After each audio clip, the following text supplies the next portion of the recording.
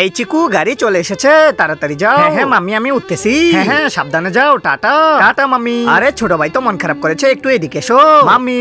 ছোট ভাই হয়েছে হয়েছে, এখন টাটা টাটা মাম্মি। ওই দেখো তোমার দাদা ভাই চলে গিয়েছে, গেলে আবার চলে আসবে। চলো এখন আমরা বাড়িতে যাই, এরপর দাদা চলে আসলে একসাথে খেলা করবে। এই যে আমার লক্ষ্মী সোনা, এখানে বসে খেলা করো, আমি কাজ করি, তারপর তোমার জন্য আমি খাবার রান্না করব।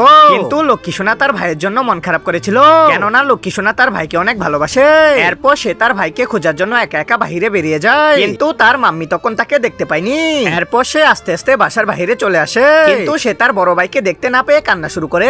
আরে লক্ষ্মী সোনা কই গেল? এখানেই তো ছিল, যা একটু তাড়াতাড়ি বাইরে গিয়ে দেখে আসি। আরে লক্ষ্মী সোনা কই রে? আরে ওই তো আমার সোনা ওইদিকে কই যাচ্ছে? আরে আরে লক্ষ্মী সোনা আমার কোলে এসো, তুমি ওদিকে কি দেখতেছো? আরে মনে হচ্ছে লক্ষ্মী সোনা তার ভাইকে মিস করতেছে, কেননা লক্ষ্মী সোনা তার ভাইয়ের সাথে খেলা করে, তাহলে এজন্য একা একা বাইরে বেরিয়ে চলে এসেছে। আরে লক্ষ্মী সোনা মন খারাপ করিও না, দাদা আবার চলে আসবে। এখন যারা আল্লাহর এই পবিত্র কোরআনকে ভালোবাসো তারা ভিডিওতে লাইক দিয়ে চ্যানেলটিকে সাবস্ক্রাইব করে দিবে।